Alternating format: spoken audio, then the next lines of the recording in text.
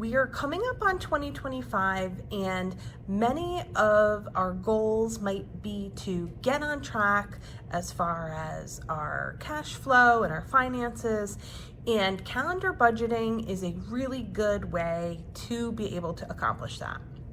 So, the first thing that we need to do as far as starting to calendar budget is to get ourselves a calendar.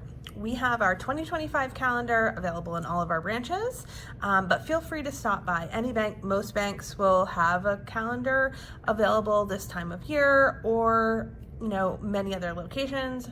You could print one off at home, kind of whatever you need to do. So as we are popping in, what we're going to do is turn to the first month. Okay. In order to prep to do this, what we should be doing is making a list of all of our bills. I have mine kind of broken out between my monthly bills and kind of my weekly activities. And then we're going to start putting some of these things on our calendar. The first thing that we're going to want to do is to track where our income is coming in. So what you're going to want to do is on your calendar, you're going to want to put when you get paid. So if you get paid bi-weekly on Fridays, you're going to want to just put payday in. You can do a number of things. You can put how much you're getting, how much your paycheck is. If you can make an estimate. Just as kind of a note for yourself. So let's just make this on here. So say I'm getting $1,500 on payday. So I've got the amount and I've got payday. So now if I'm bi-weekly, I'm going to want to also put it on the 24th. $1,500, okay? And I made this in green, okay? So green could be my money coming in. If you have any other money coming in, you'll want to also put that on your calendar. So for example, if you have a side job, if you have kind of maybe you do grocery delivery on Saturdays, maybe, whatever it is. Maybe you work as, in a restaurant or something, and you get some pay, some tips on Saturdays. Maybe I've got tips coming in, $100, okay? Don't add things that you kind of are not 100% sure of, or if you're going to estimate, make sure that the estimate is low so that you're not overestimating. All right, then other things that we're going to want to put on here are our bills. So on the first, I have rent due. So I'm going to make those in red. Rent. $1,200. Now, if you are splitting rent with somebody else, then potentially you'll want to make half of that for $600 or whatever your half of the rent is. All right, then I have utilities on the 23rd. Utilities. I'm going to estimate that my bill is going to be $175. Okay. My cell phone bill is due on the 18th. And my cell phone bill is $185. My car payment is due on the 5th.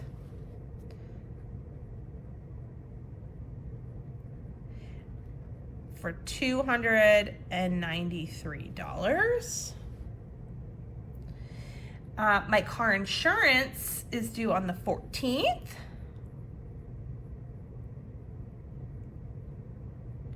For $132. I have a credit card bill that's due on the 9th for $85. Okay, and then I need to think about some of my kind of weekly bills. I potentially maybe want to make those a different color, but you can kind of, do whatever you want. So I'm going to add groceries every Saturday.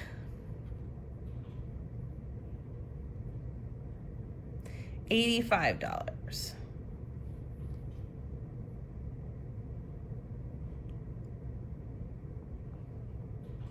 I'm making it pink.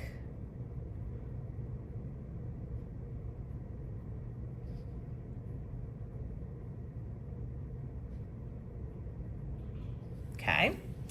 So I've got all of my groceries on there. And then maybe gas, $40.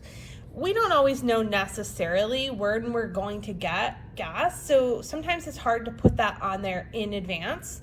But when you go to get gas, maybe just add it to your calendar. That will help you kind of make good estimates about when you're getting gas every week. But for now, let's just put it on Mondays. So we would get it maybe on our way to work, right? Gas, $40.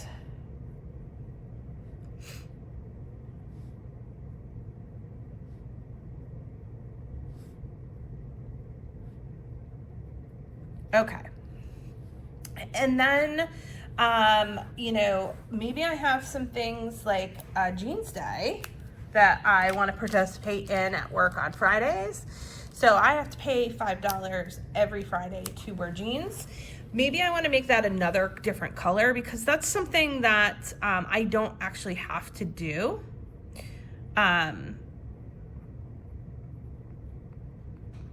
So I could choose not to do Jeans Day if I needed to.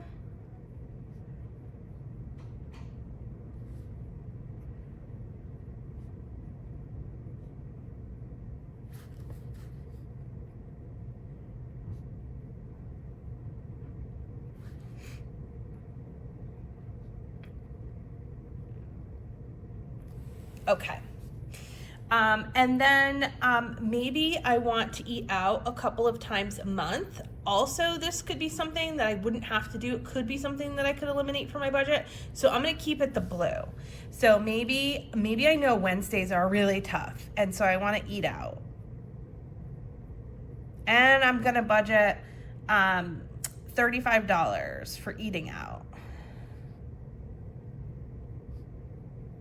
twice a month. Okay, so now I've kind of got my calendar like really nicely filled in. So here's some couple of things that you can do.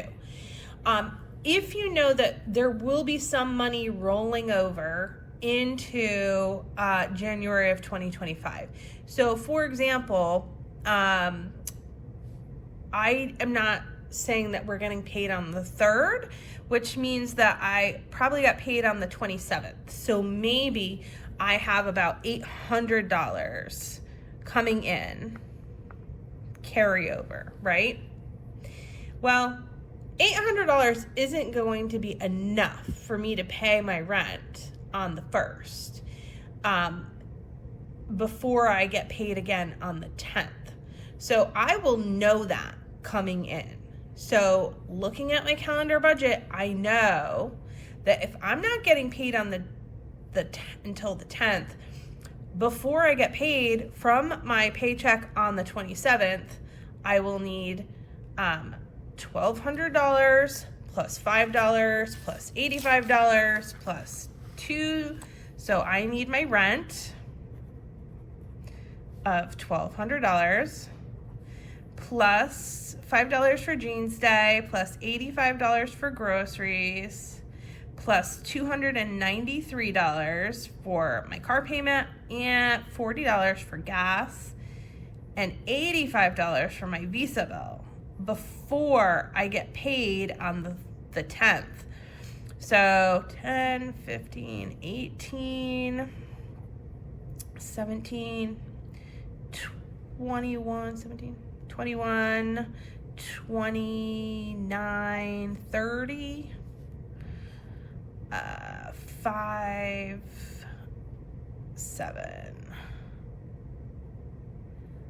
So I need $1,708 to carry over before I get paid again on the 10th.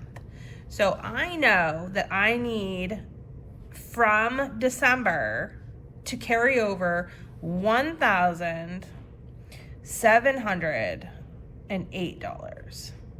Okay? And that will allow me to pay all of these things before I get paid again on the 10th. Okay? So then I can see, all right, I get paid on the 10th. I will have $1,500. Okay, coming in. And then $100 in tips because I worked that one more day. So then I will have $1,600.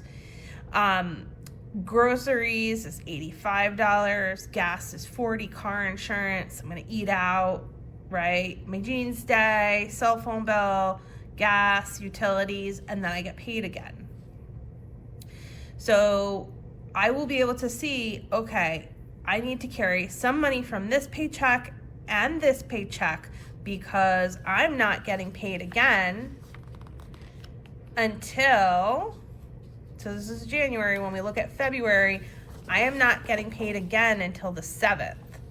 So I will have my rent due on the 1st and a whole bunch of other bills before I get paid again on the 7th, right? So I will also have jeans day, groceries, car payment, and gas.